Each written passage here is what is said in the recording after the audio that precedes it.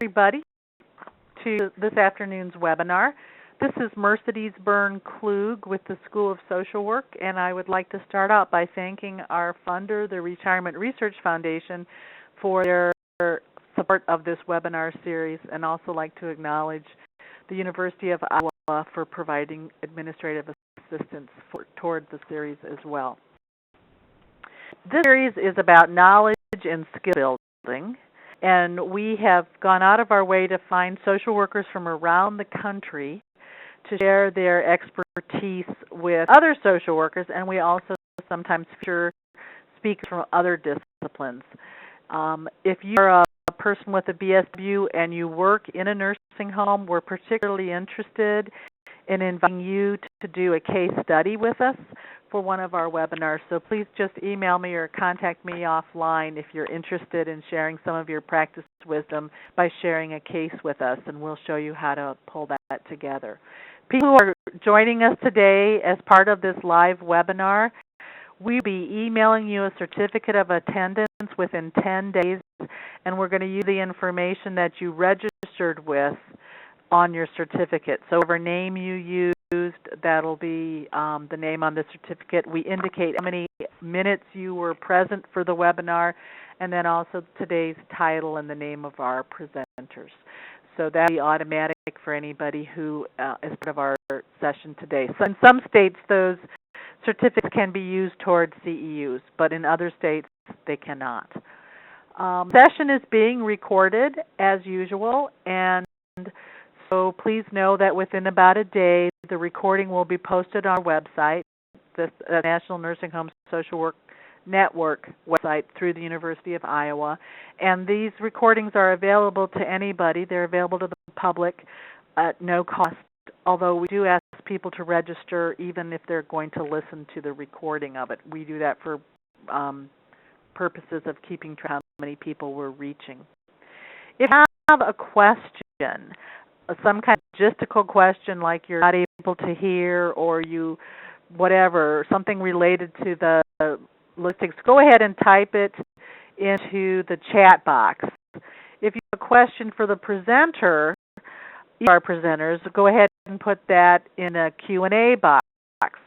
What we're going to do is ask that you hold your questions until the very end, and we'll leave some time for those questions. But sometimes people have a question early on, they didn't hear a name of a book, or they didn't hear something that they really need that clarified at that point. Please go ahead and submit the question, and then I will ask the presenters to address that question. Otherwise, I'll hold your question until the end. But you can end your question at any time, and we'll spend our chunk of time at the end of the session. Thanks. We'll start with the welcome, and then the speakers and the topic will be introduced, and then we're going to have a presentation by Betty Kramer, and then a case study by Deirdre Downs, and then we'll have question and answer. So the webinar will last about an hour and 15 minutes, and the last 15 minutes we'll set aside exclusively to talk about what you want to talk about. So send in comments and questions so we can make sure that this is maximally useful for you. All right. The topic is family conflict in nursing home setting. We have two outstanding presenters, not just excellent, not just good. These are two outstanding presenters, so I'm really happy that you've joined us today because I think you're going to really enjoy not only the information that's going to be presented, but also how it's presented. Our first speaker is Dr. Betty Kramer. She's a professor of social work at the University of Wisconsin in Madison, Wisconsin. She's a recognized gerontology researcher, and she's an educator whose research has strengthened understanding, in particular, of male caregivers, of giving gains, of transitions in caregiving career, and she's also done a lot of work about the nature of end-of-life caregiving and family conflict at the end of life. She's co-author of Living Through Loss, Interventions Across the Lifespan, and also Men as Caregivers, and recipient of the National Hospice and Palliative Care Organization Distinguished Researcher Award in 2008. So we will be hearing from her first, but I'm going to go ahead and introduce our second speaker as well.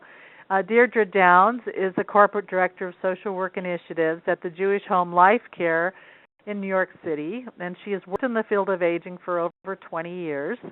She received her undergraduate from Barnard and her master's from Hunter, and she's currently completing her PhD at the New York Graduate Center, City University, New York Graduate Center.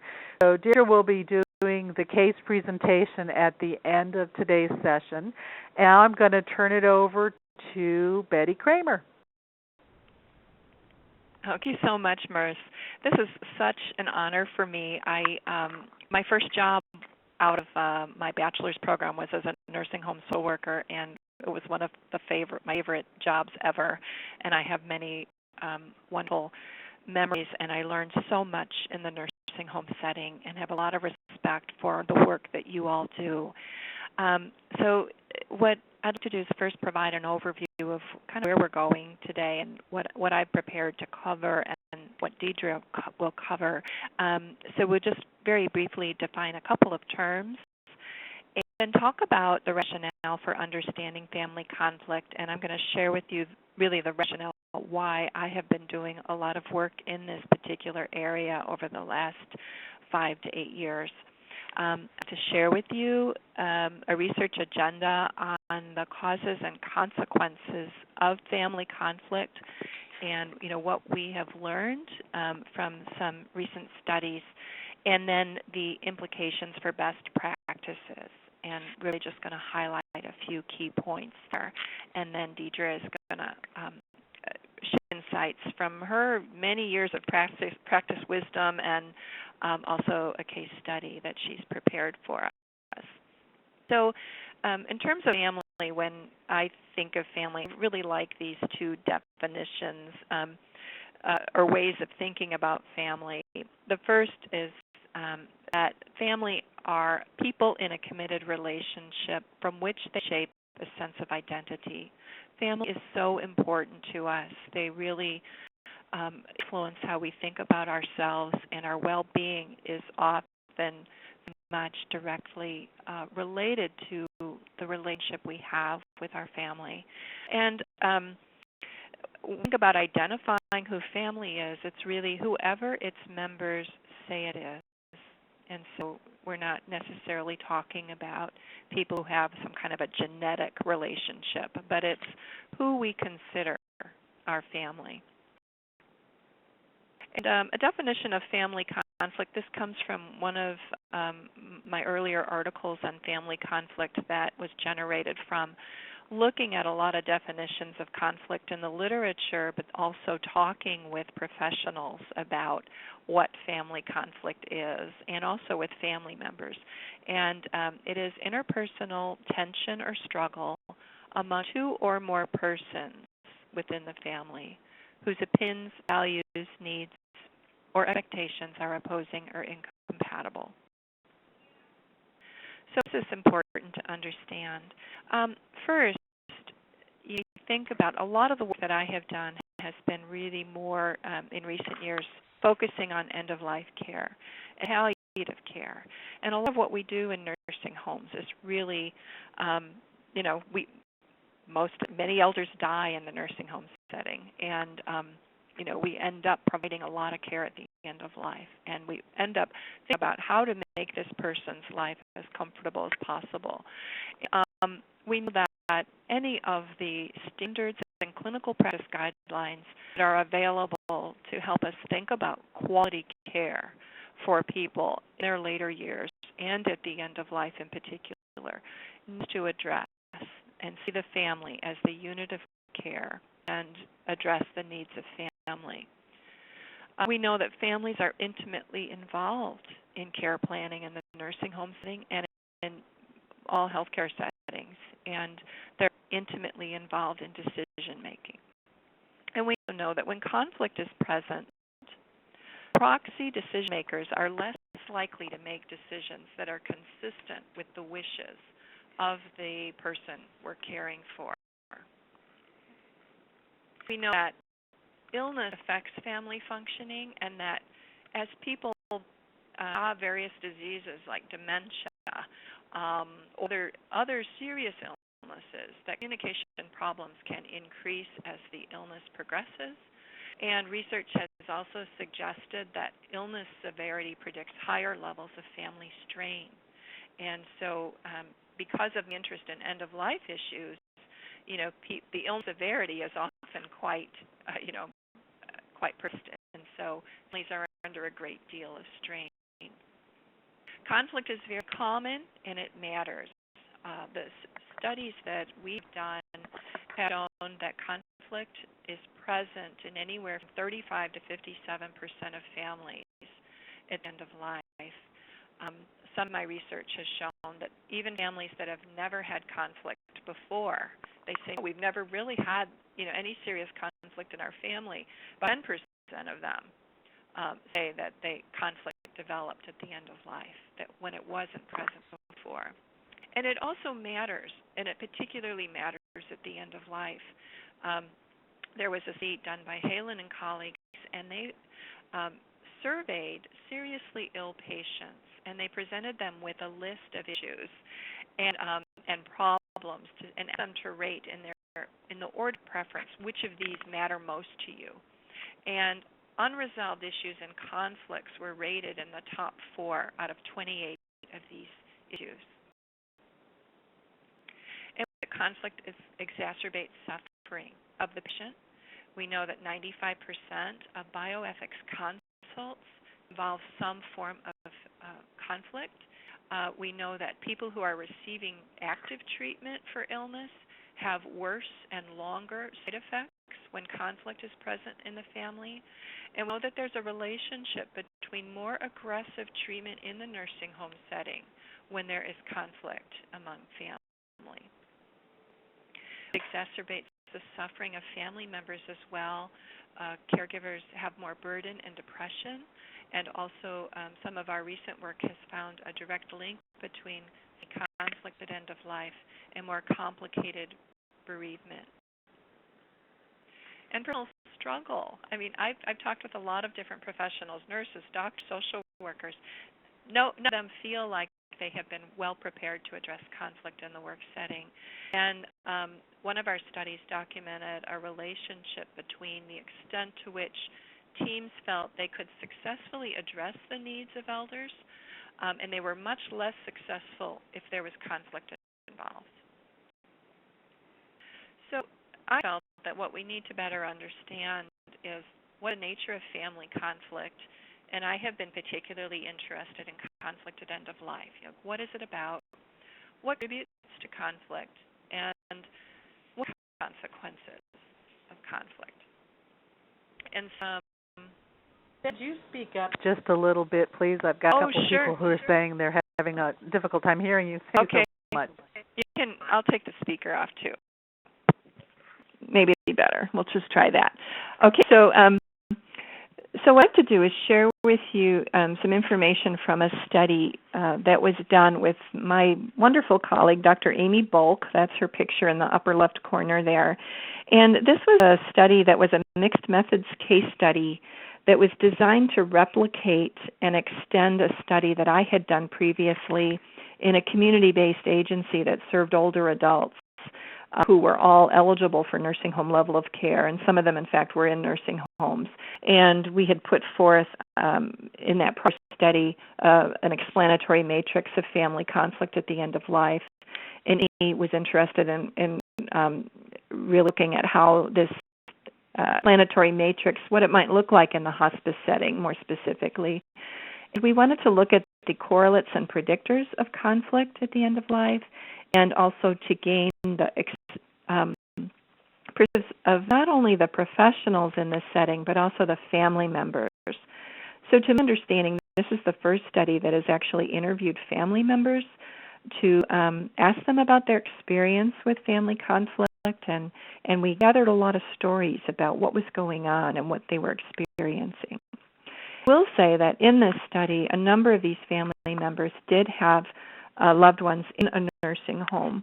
And so it kind of, people could be cared for in a variety of different settings. was a nonprofit hospice where we did this study that served a 6-county area in central Wisconsin. And we did 10 focus groups with various professional groups, the nurses, the nurse practitioners, the social workers. We did days with 161 of the caregivers who were being admitted into the hospice program. And then we did in-depth interviews with 15 caregivers who had reported on those surveys fairly substantial levels of conflict. So what I'd like to do is walk through what we learned from this project. And so the first thing was that we were quite amazed to learn that 57% of these family members said that they had some form of conflict currently in the that was provided in what was happening in the family, and 48% of them had said that they had prior conflict in the family. Just about what was it that the family experienced conflict about? Like, what was the topic of these disagreements? And you might look at the list and think about in the nursing home setting how, what some of these issues are that you have seen in your own setting. People about conflict about caregiving and who was doing what in the family. Conflict about the condition of the patient and that there not being agreement about what the illness was or how severe it was, and conflict about treatments or procedures or the use of medication, life-sustaining measures. There was conflict about enrollment decisions, and these were enrollment decisions to either enroll in hospice or to enroll in the nursing home. So you can see how folks come into the nursing home setting, there might be actually some conflict that's stimulated about that decision itself. Location of care. There were disagreements about post-death decisions, like what's going to happen after the death, what be done regarding funeral or services and that sort of thing. Talked about roles and responsibilities and various involvement in care, finances and the estate, communication, spirituality, and coping. So these are the myriad types of areas that conflict could arise, and really, we walk by the scope of this. So from this study, we developed, we elaborated the explanatory matrix of family conflict that had previously been developed. And this matrix that, we have to think about the context of the family, conditions that are present, what are the contributing factors that contribute to conflict, and then also learned a lot in this study about the consequences, particularly for the family. And one thing I will mention is that this study didn't ask people about conflict between family and the doctor or conflict between the family and the healthcare providers, but this really about conflict within the family. You might think about, might this be different if we were looking at different dimensions of conflict? And I think that, there's work to be done there.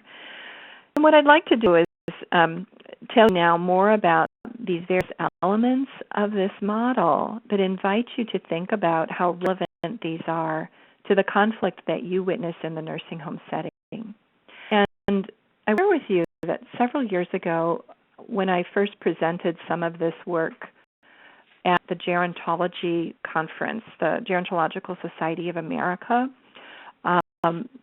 there was standing room only in this conference space, that people very interested in this topic, and people from many different settings who weren't necessarily providing or working in a hospice or palliative care setting came up to me and said, "Oh my gosh, I can see these examples in this setting that I work in." And so it'll be interesting to hear your thoughts about that, and I want to invite you to reflect on that. The first domain of this explanatory matrix has to do with the context of the family. And we learned that conflict isn't a standalone phenomena, that it happens within the context of family. And there were 7 different themes that came out of our study. And the first one is historical relationship patterns. And this involves how family members are used to relating to one another. It involves the power dynamics within the family, their communication patterns. Learned some striking examples of historical relationships that were kind of colored by hatred, jealousy, secrecy, favoritism, harsh judgment and criticism, very strong gender role expectations, criminal behavior, and financial, sexual, and physical abuse.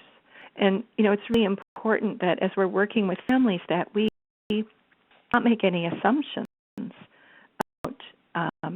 about relationship history, because some of these families have experienced unbelievable, unbelievably difficult relationships in the past. That really, once we learn about them, it helps to explain a lot of what we're seeing in family as they relate to us, and as we view them in the nursing home setting. And I'll share an example of that with you in just a minute. The other contextual was family involvement in care, and this relates to how involved different family members are, some very involved, some not so involved, and how family members historically have felt about that have been more relied on in the family. Family demands and resources refer to how families experience different degrees of economic resources, physical and mental health issues, other work and caregiving responsibilities. Family structure refers to how the family is comprised. We saw some extremely large families and families who've experienced divorce, separation, and or remarriage, families involving young children, and families with one or more members living at a distance, all were more at risk for conflict. The substance use and abuse and dependency involves families where there's a history of these kinds of problems. Advanced care planning and promises made involves the extent to which families have discussed, realistically prepared for end of life before a family member has become ill, and who has been granted official decision-making authority, and what promises have been made. We had several caregivers tell us that, some of the family had promised, I will never, ever put you in a nursing home. And the person had to be placed, and the conflict that resulted from that in the family. So what are those promises that have been made? And then also faith traditions and belief systems and how those differ among family members. So I just one example from the family context domain with you. A woman who was caring for her father who was in a CBRF, she said, my dad always hated me, never gave me anything but kicks in the ass or a hit in the face. He told me once I was garbage. I'd be garbage. You know how many times I often thought, garbage girl is taking care of you now, Dad. Still abuse in the family that my dad did towards me, and he started on my sister. Today I can hardly stand to be in the same room alone with him, but you got to step up when you're needed. And this woman was the only one who actually was visiting her father. Her sister involved, and it was you can imagine how challenging it was for her, but she felt this obligation to care for her father. And what's interesting to me is that the hospice professionals actually didn't know anything about this relationship history, and subsequently, this was really an unaddressed need. It broke my heart. She also said that when she was 18, her father gave her a case for her day, and told to get out, and it's just, you think about how difficult. The conditions, this kind of domain, has to do with, I'm just going to grab my notes here. The conditions are factors that are in place that where we saw conflict. These were some of the conditions that were in place. These things don't necessarily cause conflict, but were precursors. And decline in health status and functioning include changes in physical or cognitive functioning. And then the admission into the hospice signaled a transition into palliative care versus aggressive care, and a more clear awareness that death may be approaching. And family members coming out of the woodwork, this idea coming out of the woodwork was mentioned in both of our studies. It was a real challenge where families who had been uninvolved and really knew nothing about the condition of mom or dad just all of a sudden showed up. And these conditions were uniformly followed by conflict, but if any of the contributing factors were present, then conflict was evident. And there are 7 contributing factors. So the first one was where family had anxiety or difficulty integrating death awareness, and it could have been the patient or the family. And so we saw examples of family members who refused to visit.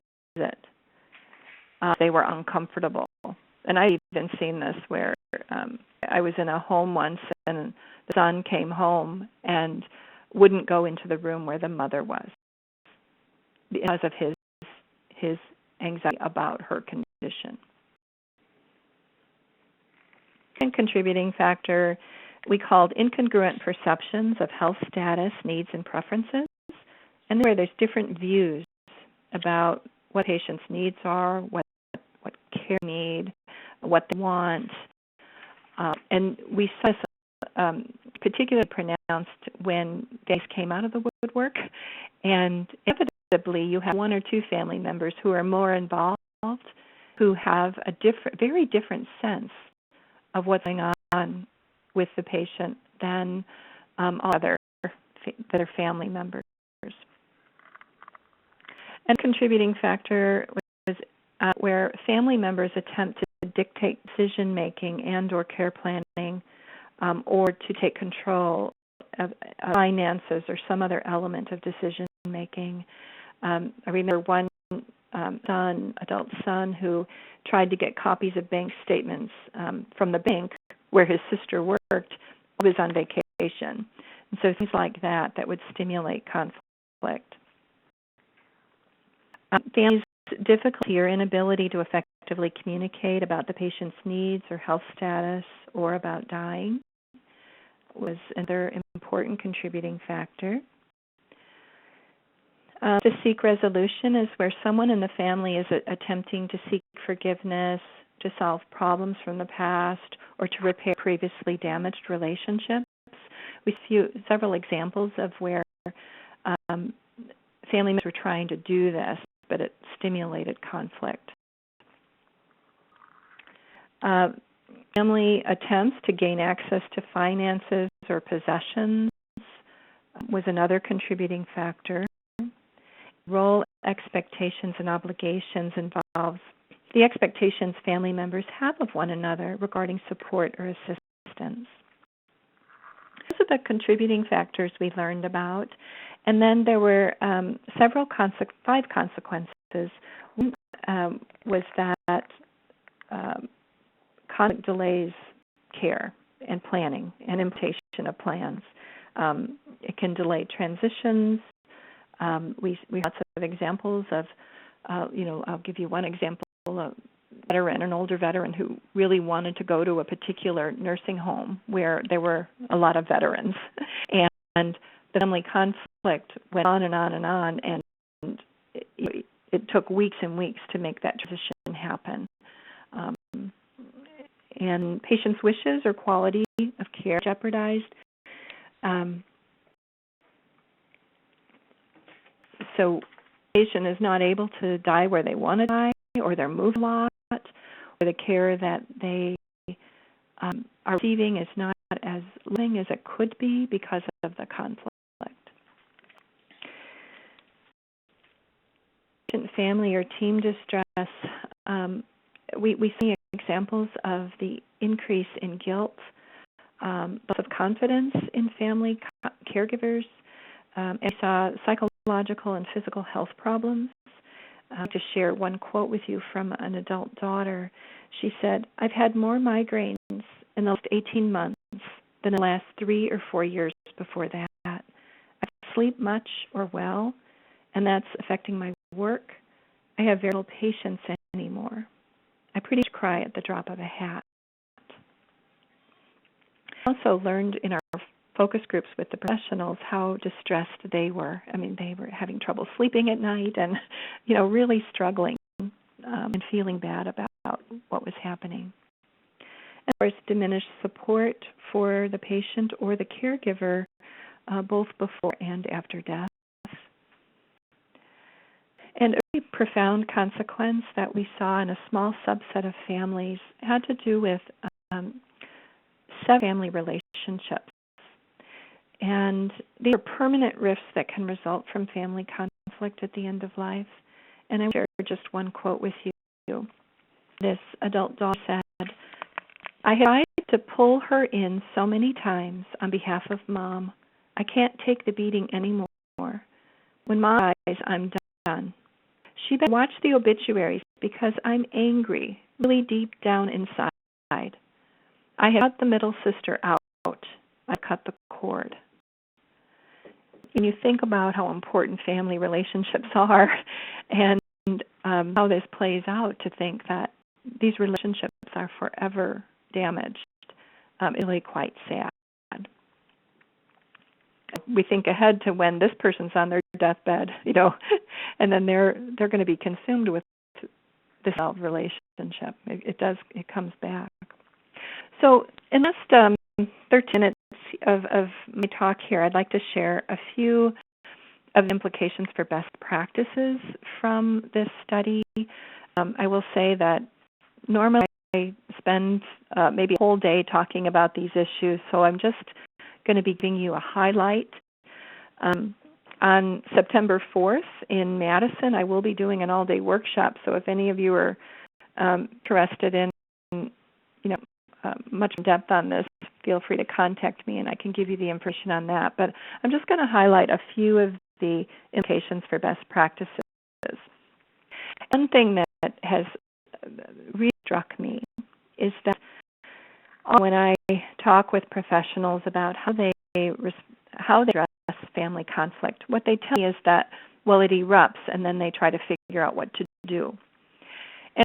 One of the things I think is really important is that we think more along a continuum of conflict reduction. We want to be thinking about what might we do in terms of conflict prevention, what do we do in terms of conflict management and conflict resolution. That's really inadequate and insufficient to be reactionary, to respond after conflict arises. So, I just kind of talks a little bit about what do we mean by conflict prevention, management, and resolution, and what are the things we might do. For prevention, we want to detect warning signs. We want to identify families at risk. We initiate activities that address those contributing factors to avert conflict. And so this model I presented to you gives lots of key points of entry that we might be thinking about the different dimensions. With conflict management, we identify triggering events. Might get a sense, my gosh, something's going on here. Promptly address it to resolve those issues, or edge families too. And if conflict is full-blown and families are really in intractable conflict, we may to engage in mediation or negotiation or in peace-building activities. Okay. So one of the things that I think is really important, given what we know about important advanced planning is it may help to prevent or manage conflict that arises from incongruent perceptions of preferences, and it also can minimize the risk of overtreatment. We found recently that when family members have engaged in advanced care discussions, not advanced directives, talking about the paperwork, we're talking about the conversations. When they haven't done that, rates of conflict are higher. So this becomes really important that when we're thinking about engaging families and understanding, well, what would this person want? And conversations about that with the resident maybe when they're coming into the nursing home.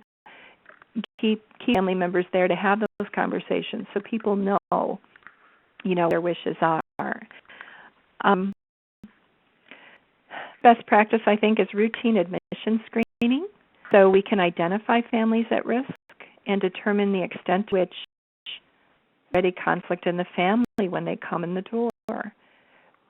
Prior family conflict is one of the strong predictors of conflict at the end of life.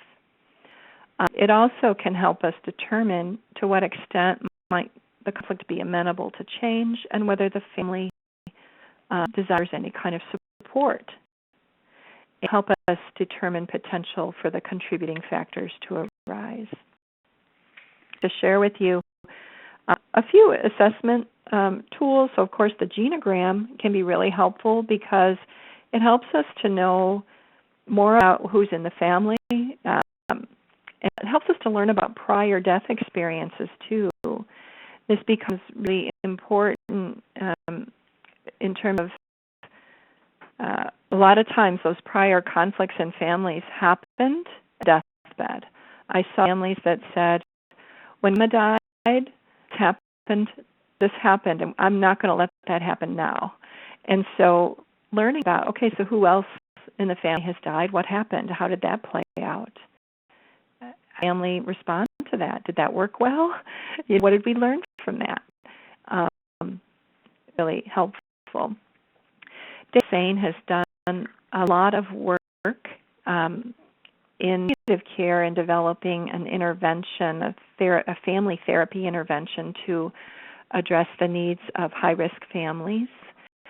And he family relationship index to identify high-risk families. And so I provided you with a copy of this index, and you can see the scoring rules for that at the bottom. We don't have time to go through this, but you can read more about it in the reference here that I provided you with, and it's really a wonderful tool for getting a good sense of the family relationships. And then I've developed a very brief tool that you could consider using too, just asking, how much do any family members disagree or argue, feel resentment, feel anger, insult or yell at one another? Very simple tool. Another practice is to engage and disseminate information to the identified family. We shouldn't assume, I've had family members tell me, professionals shouldn't assume that, Sister Carol is sharing information with us. It doesn't. We don't talk to each other. And so they actually suggested bringing in ways of disseminating information to family. I have a few quotes with you. One caregiver said, and she was talking about her sister, nobody's reached out to her and we don't understand why. They've reached out to a sibling who is disengaged. She won't talk to us. And said, I think it would be nice if maybe like the social worker calling other kids and saying, hey, how are you doing? Is there anything you want to talk about? Because I don't know if they would go and initiate it themselves.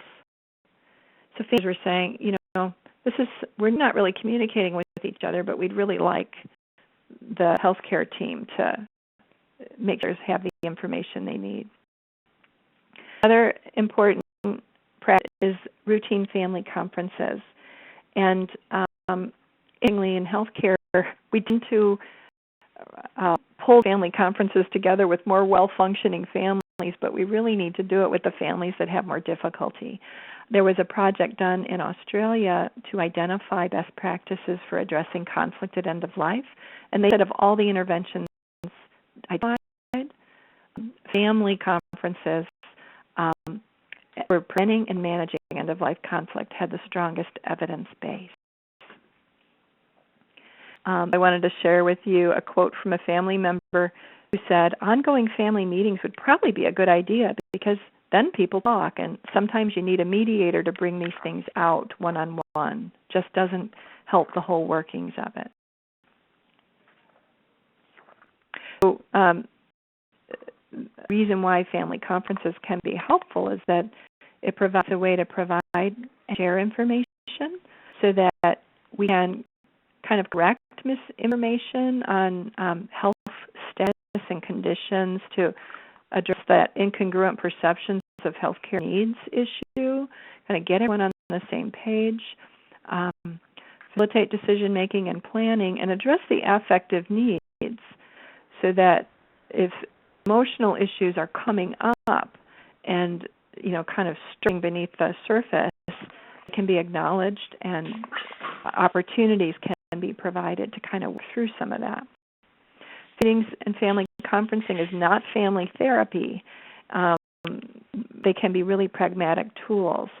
And here's I wanted to share with you family meetings in palliative care. They detail step by step a really nice process for running family conferences. Some of the elements of successful conferences that do some pre-planning, have common goals and agenda confirmed, and that the family kind of knows what is the agenda for the meeting or what is it that they need addressed, and making sure there's realistic expectations, and having key team members present. So if you're covering really important information about the health condition, you might want to have the physician present or a nurse who can just that. And awareness of the family struggle and include significant family members is really important.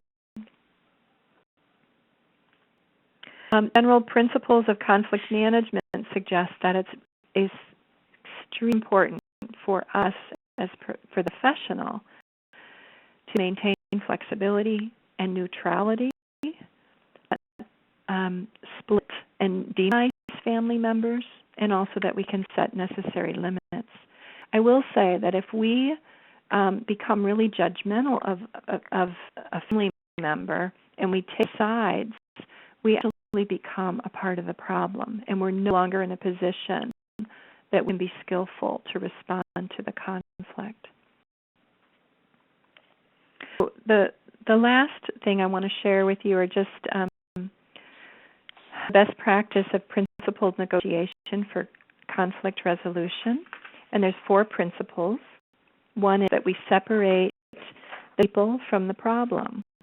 So we recognize that there's relationship issues and there's difficult emotions and there's communication problems, right? That those exist, but we don't have to focus on those necessarily. Focus on the problem at hand. So the problem might be that this patient is actively dying and they're no longer able to eat, and artificial nutrition will improve their care. So that may be the problem. We focus on interests and not positions. And Uri say, your position is something you've decided upon. Your interests are what caused you to decide. So the interest might be that we all want what's best for Mom. We all want her to be comfortable. Okay, so then how can we make that happen? And inventing options for mutual gain might involve proposing some solutions or considering a variety of different steps that might be taken to help meet those interests. And then using objective criteria when available. Is there research evidence or position statements on best practices for this particular problem of concern to the family. So this is a very brief overview, and I'm really pleased now to turn this over to Deirdre, who's going to talk about some of the common nursing home conflicts or reflect on anything here that she'd like to, and then she's going to also present the case study. So thank you very much, and I'm going to turn it over to Deirdre. Thank you, Betty. That was a really thorough presentation, and I'm just going to try and highlight some areas that in the nursing home setting where we see conflicts. I'm a nursing home social worker. I have been working in social work in a nursing home for, at this point, 24 years. And thinking about the places where we commonly see conflicts arrive, and you have hit on that in your presentation, is decisions around moving someone into a nursing home. There may have been the promise, I'm never going to move you into a nursing home. And people make that promise without any sense of the possibility that that could happen someday and be actually the best thing to do for someone. Around discharge planning, whether someone should go home, should not go home, should move to an assisted living, what the resources are available. We know now that a portion of nursing home care is the post-acute world where people are coming in for shorter stays. Conflicts between family members that exist, talking about end-of-life issues and decision-making. In the case I'm going to present will be a family that struggled with that. Financial decisions, I think probably most people on the phone have experienced. Families in conflict when trying to understand what the finances are for moving into a nursing home, how to get the material one needs for a Medicaid application. Often family members don't have that neatly laid out, but in New York City we talk about the old woman who has the shopping cart with all the important papers in the apartment that you just have to sort through to find what you need for a Medicaid application. And who in the family is going to be able to do that? Who's going to be the one who can go to the bank?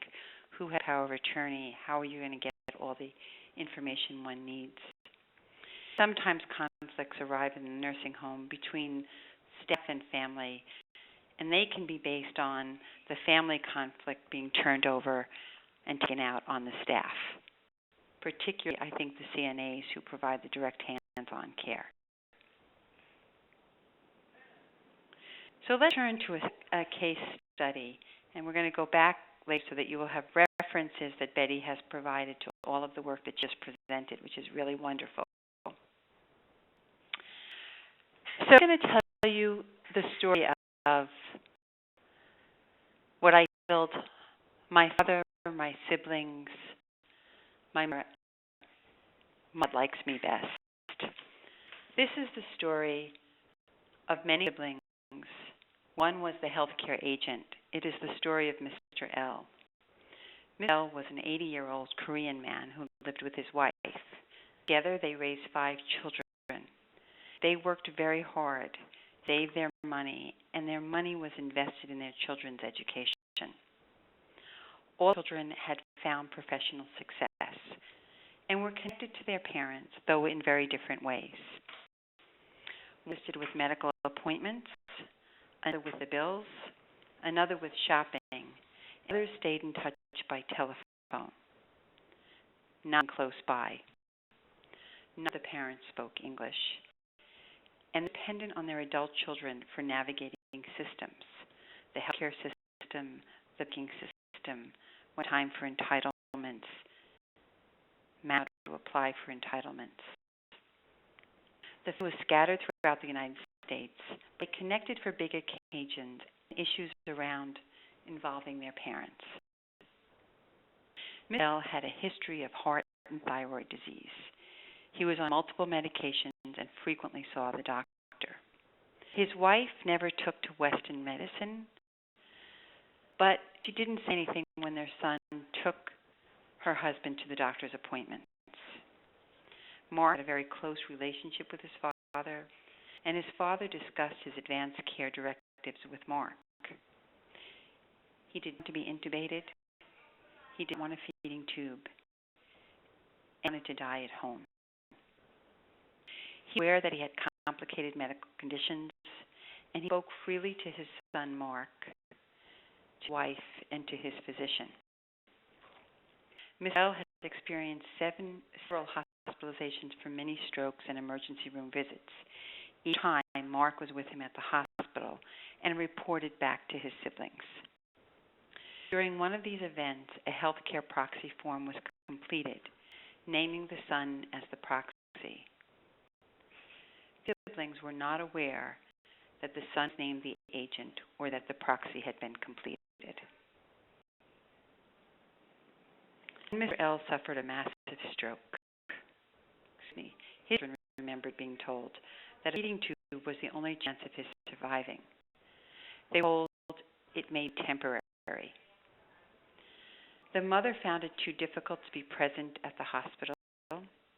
Maybe, as Betty just talked about, death anxiety. Mark felt obligated to go along with the feeding tube. He did not inform his siblings at the time of his status as the designated healthcare proxy or the agent.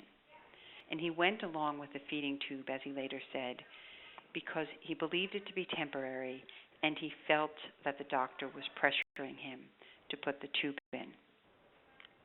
Mr. L stabilized, and the work discharger at the hospital suggested they transfer him to a nursing home for rehab. He arrived at the nursing home on the post-acute rehab unit. He arrived. He was not able to speak. He was receiving all his nutrition and hydration through a feeding tube. And it seemed clear to the team on the floor that the feeding tube was permanent and was not going to recover in the sense that he would be able to speak again. At most, he tracked with his eyes. So a palliative care consult was called. Mark met with the physician in charge of his father's care, and Mark suggested that the feeding tube, that the feeds be stopped.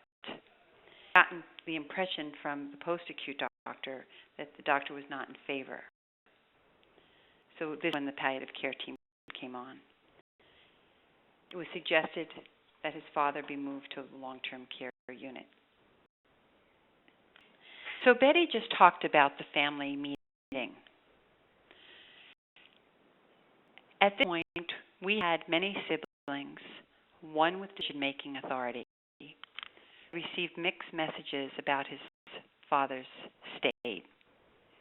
The mother was not present in the nursing home. There were conflicts in her belief about Western culture, Eastern culture, and medication. There were mixed feelings amongst the siblings about telling the mother or not telling the mother the father's status. So we went into this family meeting aware that there was a conflict here. And the conflict was there were some siblings who felt very strongly that the feeding tube, that the feed should be continued. There's who believe it should not be, and that father's wishes should be honored. And there was a son who didn't believe that care proxy form was legitimate, challenged the role. So preparation for this meeting, I think Betty's point was really well taken, that it was important that going into the meeting, that there were clear expectations as to the purpose of the meeting. It was needed the family to understand everyone in the same room at the same time what the condition was and what prognosis was. The physician was going to be present at the meeting, and he was prepared to talk with this family of futility, that feeds were continued, that their father was not going to live very long, that the stroke had been severe, there had been significant damage, and that there was multiple organ failure. Also knew that it was important that every voice be heard, because everyone has a story and needed to be heard, everyone needed to be listened to. There were sisters on the phone who were living far away and who had some medical knowledge but didn't have the current up-to-date issue. There was a brother who wanted to do everything, a mother who found it unbearable to be present, a patient who was unable to speak. She had spoken very clearly in the name of her healthcare agent. In preparation for this meeting, we spoke with doctors and the social worker who witnessed the healthcare proxy form that had been done prior. And it was clear that his wishes to have a feeding tube. He actually had wanted to die at home. So for the family meeting, the physician and I were present at the time. He had reviewed the case together very thoroughly to ensure that we were on the same page about how the meeting was going to be run, that we're going to ask permission first to talk about a very difficult issue, that I set the rules for the meeting in that each person would get to speak, that person would have the floor at the time, acknowledgement that everyone had the best interest of the father as the core issue. We made it clear that at the end of the meeting, we were going to be following New York State laws around end-of-life care. What we wanted was to help the family come away from the meeting whole.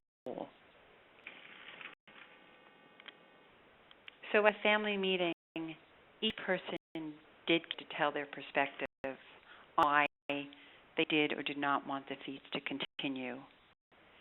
And the person got to hear the status of their father, what diagnosis was, and each person at the same time what the legal status of a healthcare proxy form and an agent are in New York. And that the voice that was truly speaking to each one of them was the father who left the message by communicating through a healthcare agent. I can tell you a very painful meeting was one where everyone had the opportunity to hear each other in a supportive environment. In the end, Mr. L's feeds were stopped, and he provided comfort measures. Each family member got a chance to say goodbye. His wife was to come in. There was support for her when she came in to say goodbye to her husband. He was in a week of the family meeting. And it was painful for everyone because he knew that he wanted to die at home. It wasn't possible within what the mother was able to handle at that point for him to be charged home. So when preparing for this webinar, I thought a lot about this case and why it has always stuck with me.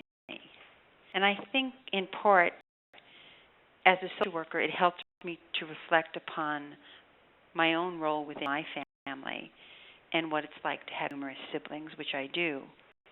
And an important piece of this work that I just wanted to reflect on was, as social workers, our need to really be involved in a relationship with the other healthcare team members.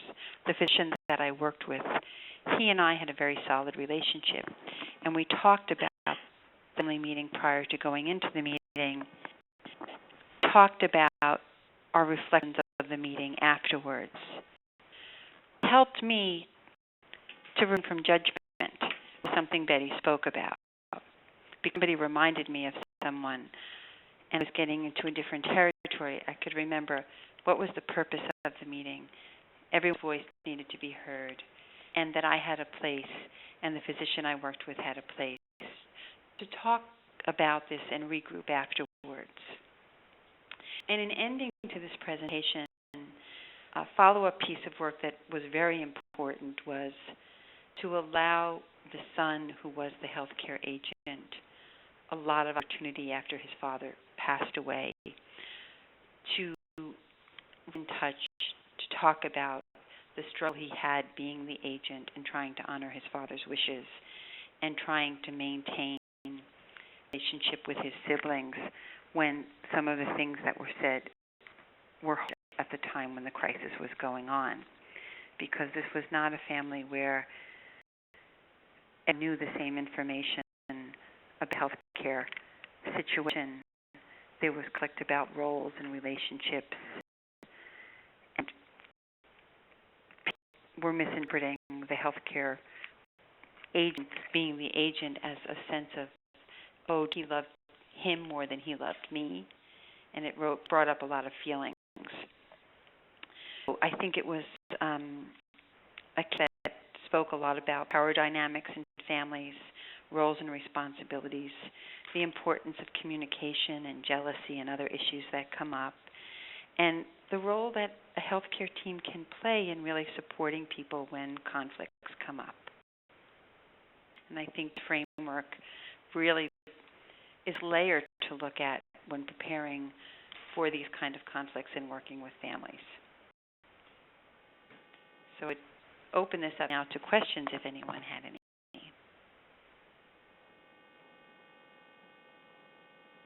I just want to say I love your example, Deirdre.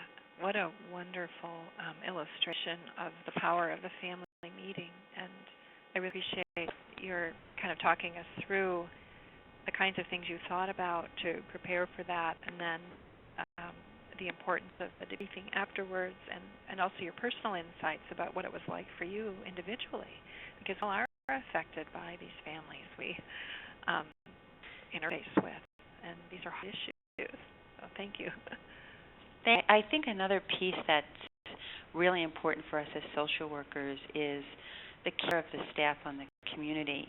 And as I work very closely with the certified nursing assistants who provide the direct care, they often are so much on the front line of the recipient of misplaced anger of family members or unresolved conflict, where they experience firsthand, which a lot of us who are working on the more traditional hours, who are not in at 9 o'clock at night when the families come to visit, or 7:30 when they're into it, but it's the aides who are there.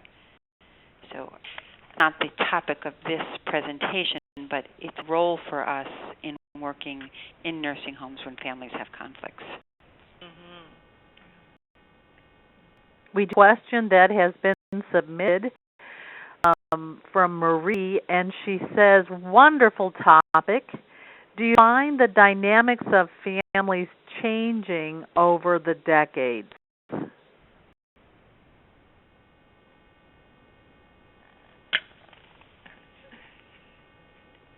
Do you want to speak from the practice perspective? Thinking about, just reflecting on that in a moment, I think one of the things that's kind of wonderful to see is the changing nature of openness to how family is defined. And you started out your presentation about talking about who is family and how do we identify family members. So I think that is one thing that has changed over time. And I think another thing that occurs is in the nursing home, the years what changed significantly is the speed in which people are moved to nursing homes. Whereas in the old days, as I say, we would have had time to meet with families prior to people moving in, to spend time, to give tours, to do more preparation. And now, since most people come into the nursing home from post-acute, and if not able to go back home, transition to a long-term care floor, I think most admissions really are the result of a crisis that occurs, and so that we see families coming in at point of crisis rather than a more thoughtful preparation time. I think that's the thing that really comes to mind. Yeah, I do think that, just the complexity of family form. When my dissertation on family caregiving in 1992, I had an interesting study. I interviewed women who were married to husbands with dementia. And one of the questions I asked them was how long had they been married? And had they been married before, and if so, how many times? And I learned that the women in the study had been married anywhere from 1 to 4 times. And it was a real shocker for me, because this was an old generation already, and we tend to think of these older relationships as these long-term relationships. My grandma's been married for 55 years, and learned from our research is just families are, the structure of families is so complex, and I do think this is a change we're seeing over time, with remarriage just joining of families, and how challenging that can be, and how it can exacerbate the issues of jealousy and privilege and all of those kinds of things. I don't know what the trends will be in that way, but I think that's something that has certainly been evolving. Thank you both. A comment from Polly saying that even though she was part of this webinar, she's going to listen to the recording again because she's found it so useful. And also Tatiana saying that she really liked that the goal was to leave the family whole. Amazing and insightful focus for the future. And then she's wondering whether this family will be different when dealing with their mother's issues. I mean, how will be approaching that whole situation differently based on what they learned from dealing with their father? I think we hope that, as they don't have contact with them any longer, but can be hopeful that was a result of their experience with their father. Mm-hmm. I think one of the things that we can talk with families about, I have no doubt, I know from talking with many, many families that what happens in a dying experience in the family has an influence how that family will respond in the future. So if it's trauma, if it's traumatic, and we know a lot of families that family members who are traumatized by death in the ICU setting, for example, that where they may not be doing a lot of the things that that things are happening so fast and there's not enough time to pull everybody together and to do it really carefully. But families are affected by how things play out. And I do believe that when a family is successful in coming together, in this example you presented, it was difficult. It's supposed to be difficult. This isn't an easy thing. Of course it's difficult. They're losing someone that they love. But you helped them to find a way to move through it together. And I have no doubt that'll influence how they think about this in the future. And I do say, I know in my own family when my mom was dying, and I sat down with my siblings and I said, I'll get another shot at this. Like what we do now, they're do-overs, So how do we want to do that? And I think we can even say that to families, This is an important time. This is a transition you all are facing that you won't face again with your father. And, and how you work together through this will be showing respect to him. And there's, ways we can frame it, but it does matter. It does matter, our experiences. They shape how we respond in the future. So I rejoice that this was so successful because I think it bodes well for their future experiences. I have a comment from Nancy. Once a severe rift occurs, such as between the siblings and the son who was acting as the agent, you as a social worker begin to help families repair this rift. I often see family members that hold on to that anger. One of the things that we did here was Ben went through a series of letter writing to his siblings that he and I talked about, where he would write letters and then decide whether or not he wanted to send them. Ultimately, he didn't send the letters to his siblings, but the process of writing out his emotions and thinking it through, he said, was very helpful to him.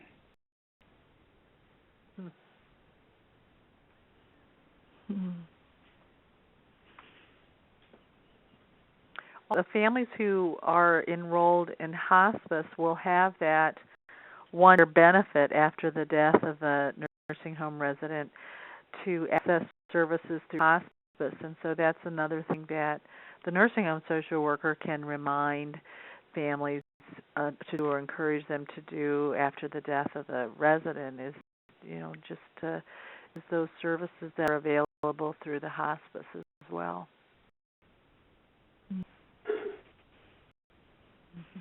Bob, I see that you've joined us and you're unmuted, so if you have anything you'd like to say, we've got that on. My only comment, and I'm sorry I was on another call, but I worked for 6 years in a pediatric ICU, and I think keeping families together, allowing them to talk about the death of their child, having family members and young siblings involved at whatever developmental. It's a process that not only happens with adults, it happens at various stages of healthcare. And I just think principles that Betty gave and the Deirdre made, which is, to keep the family as a whole and respect them, even though they're different. It worked. It was the same kind of process in a children's hospital. Mm-hmm. How the worker and frankly how the other staff members address family members in front of other family members also models good communication and can model good communication. So I think that's another thing to be mindful of. There are some things that we might not say directly, but on how we treat people and the whole process skills of listening to people can leave a big impression to other family members as well. Yeah, really important. And in the family meeting, the way of inviting each member to contribute and helping them to express their perceptions, because it's easy for us in our family to make assumptions about, I know exactly what motive is, but having that avenue for expressing one's thoughts and feelings about a particular issue and a decision that needs to be made really valuable. That and some members may not be doing that. They may not be. Well, tell me, Joe, what do you want? What do you think?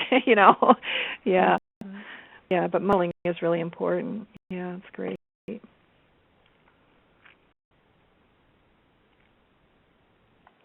Skipped over the resources that were put together. So part of the handouts, if anybody would like to follow up on any of these resources that some of them were mentioned today, it's a very good collection of resources. Mm-hmm. Any questions or comments from any of our listeners? If you found this helpful, if there was something else you'd like to see addressed. And also know that we have the listserv of nursing home social workers, our national listserv. And so if this presentation brings up any questions for you after we close that you'd like to continue the conversation on the listserv, of course, you're always welcome to do that.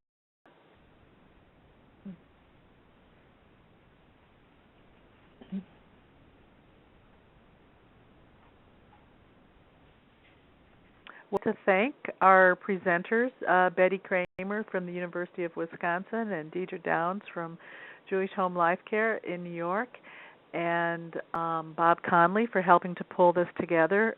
And thank you also to the audience for being part of today's session, and keep up the good work that you do. And this webinar is officially over. Thank you. Bye. Bye-bye.